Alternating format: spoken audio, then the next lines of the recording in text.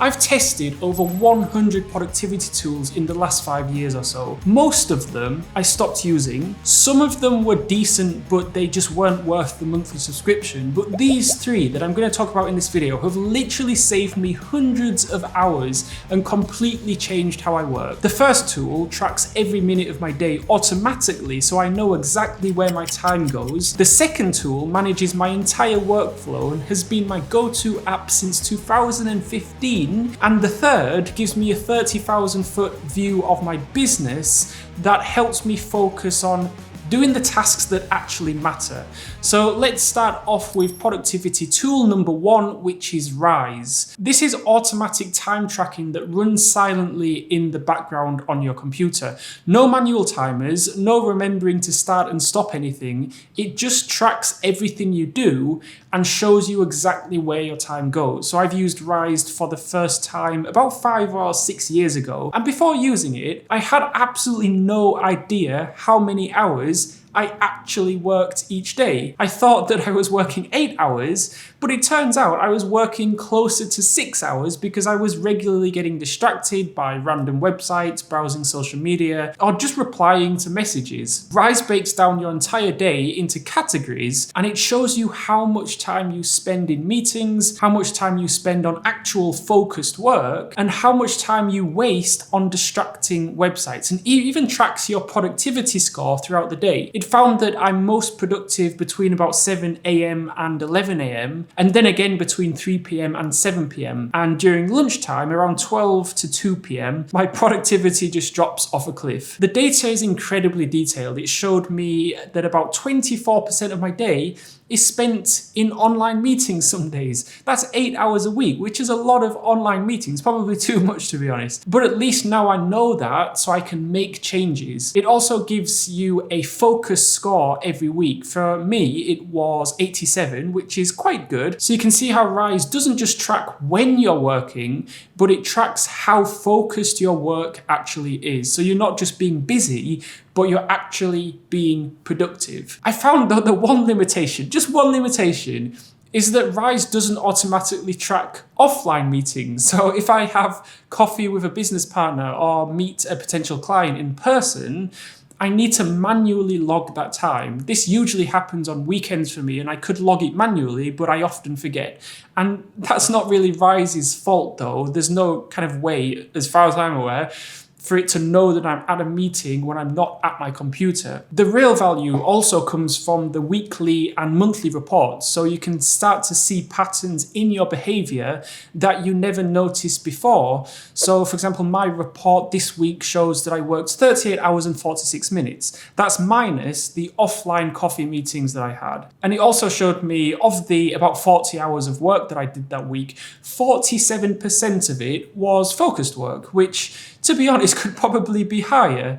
I've tried several other time tracking tools over the years, but Rize is by far my favorite because it really does run silently in the background. You install it once and forget about it. Then at the end of each day, you get this kind of detailed breakdown of exactly how you spent your time. I genuinely recommend checking out Rize if you haven't already. I'll drop a link in the description below. Now, here's the thing about productivity tools. They're brilliant for organizing your work, but every single app you sign up for collects your personal data, and that data can get sold, it can get shared, or it can even be leaked without your permission. The real time drain comes months or even years later when you're dealing with spam calls or phishing emails you have to sort through. Now, Redact, the sponsor of this video, is the only platform that automatically cleans up your old posts from services like X, Reddit, Facebook, Discord, and dozens of other platforms all in one place. Instead of spending hours manually logging into every old social media account you've ever created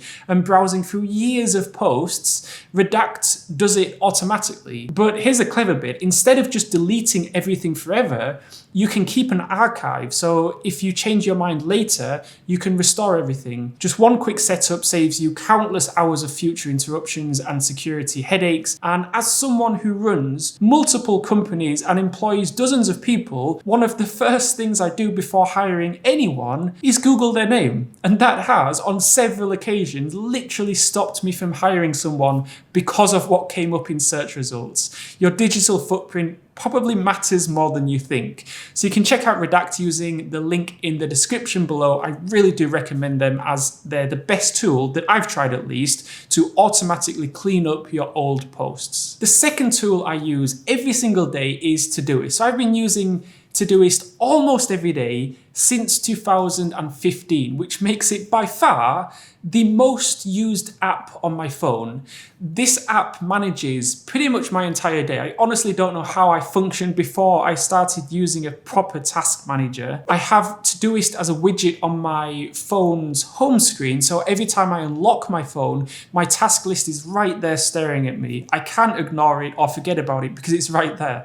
And that's probably contributed more to my productivity than any other app on my phone. The app is incredibly fast too. I can capture a task idea in about 3 seconds. I can just open the app, type task, hit enter, and it's done. No friction, no delays, no forgetting important things because I didn't write them down immediately. The cross-platform sync is flawless. So I add a task on my phone while I'm out, and it instantly appears on my laptop on the Todoist desktop app when I'm back at my desk. I can organize tasks by project, add due dates, set priority levels, and even delegate tasks to team members. Now, I'm fully integrated into the Apple ecosystem. MacBook, iPhone, iPad, Apple Watch, all of it. So late last year, I tried using Apple reminders since it would sync perfectly with all my devices. I really wanted to like Apple reminders. I used it for a good 4 to 5 months, I'd say.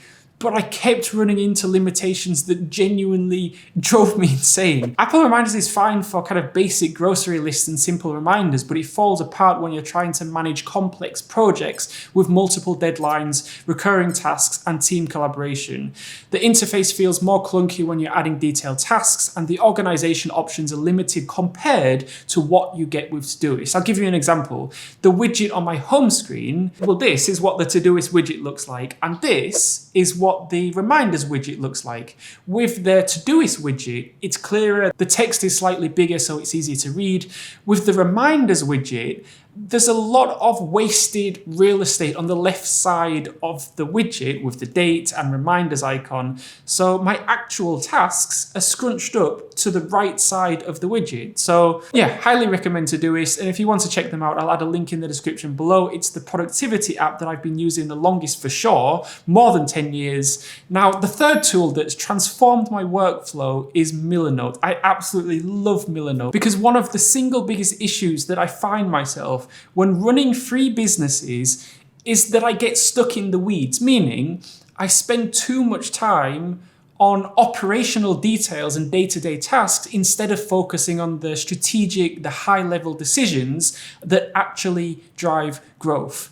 Milanote has been incredible in helping me with this. So Milanote is, in their own words, an easy-to-use tool to organize your ideas and projects into visual boards. It's basically a whiteboard where you can collect everything in one place, you can organize projects visually, and you can use it also to collaborate with your team as well. The single most useful way I use Milanote, and I've been using Milanote every day for probably the last 2 or 3 years, is I use it as a 30,000-foot overview of my business, so it keeps me working strategically instead of just reacting to whatever's urgent. So I'll give you an example. This is a new business that I started about 6 months ago. It's an affiliate business. It's doing okay.